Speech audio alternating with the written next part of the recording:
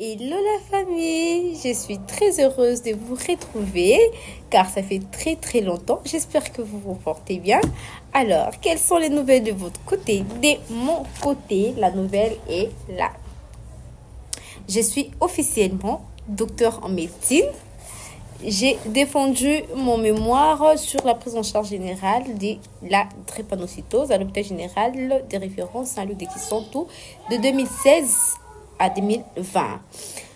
J'ai choisi cette période pour une raison très bien définie. C'est une période où le professeur Mbayabo avait fait son travail, son étude pour devenir professeur. Je vous salue là où vous êtes, très cher professeur Mbayabo, gloire. Et il a fait son étude sur l'hydroxyurée. Alors, j'ai voulu suivre ses pas. Malheureusement, je n'ai pas pu avoir accès à tous les données car lui-même n'a pas encore publié son livre. Donc, je ne pouvais pas publier ça pendant que lui-même, il ne l'a pas encore fait. Mais il m'a quand même donné quelques paramètres, quelques variables qui m'ont facilité et qui ont facilité mon étude. Et donc, j'ai essayé de voir quels sont les paramètres qui pouvaient influencer la prise en charge chez les drépanocytaires. Laissez-moi vous dire, moi-même j'étais témoin. J'aurais pu dire, ben voilà, c'est de 2016 à 2020, c'est dépassé et tout. Là, maintenant, on est dans une période beaucoup plus évoluée et les choses ne sont plus les mêmes. Mais laissez-moi vous dire que les choses n'ont pas changé. Évidemment, j'ai aussi étudié sur l'hydroxyurée, je vais y revenir. Donc, je disais, les facteurs qui influencent vraiment la prise en charge, c'est le fait que les drépanocytaires, les parents des drépanocytaires qui ramènent d'abord les drépanocytaires chez les praticiens, à l'église, ou soit voire même chez les marabouts, avant avant de se rendre à l'hôpital pour une prise en charge médicale.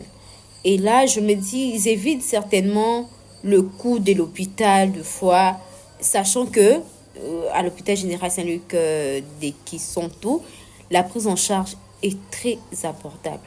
Et il y a une très bonne prise en charge des drépanocytaires.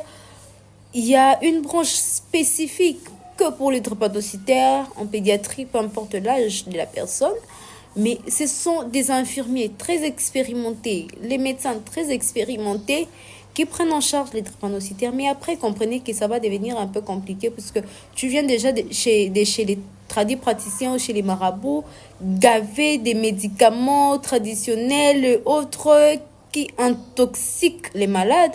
Donc, il faut d'abord commencer par désintoxiquer, ensuite faire la prise en charge. C'est toujours. On a essayé de faire la sensibilisation chez les drépanocytaires et les parents de ces drépanocytaires-là, de façon qu'ils arrêtent d'aller dans des églises, chez les praticiens, pire encore chez les marabouts, avant de venir à l'hôpital. On a fait la sensibilisation de la part de notre association, mais bon, j'espère que ça va donner quelque chose de bien, parce que les parents avaient aimé, il y avait vraiment une interaction entre les drépanocytaires, les parents des drépanocytaires, l'association et l'hôpital. Et déjà, à chaque fois, il y a un rendez-vous le mois à l'hôpital général des références Saint-Luc de Kisontou pour les drépanocytaires. Et ils insistent sur ça. Ils insistent sur ça. Donc, je disais, Saint-Luc a des très bons médecins, des très bons infirmiers. Ils prennent très bien en charge les drépanocytaires. Mais il y a un petit problème aussi sur les médicaments. Ils ne peuvent pas se permettre les médicaments coûteux, vu la population. La population, c'est déjà une population très pauvre. On ne peut pas mettre des médicaments qui coûtent 10 $ peut-être par boîte ou voire plus. Ils vont faire avec ce qu'ils ont. Donc, et du coup, des fois, ça ne leur permet pas de faire vraiment une prise en charge comme recommandé au niveau du protocole national de la prise en charge de la drépanocytose de la RDC. Donc, Et donc, c'est un peu compliqué dans ce sens-là.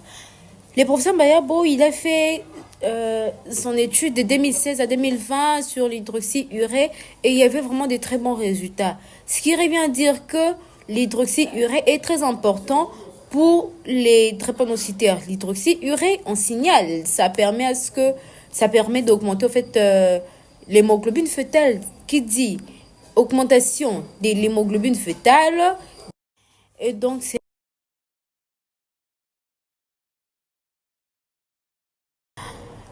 il y avait des drépanocytaires qui faisaient à peine une crise l'année, deux crises l'année, et voire même d'ailleurs pas des crises l'année. Sauf que c'était que cette année-là, et il ramenait l'hydroxyurée. Lorsqu'il a arrêté de ramener l'hydroxyurée, donc il n'y avait plus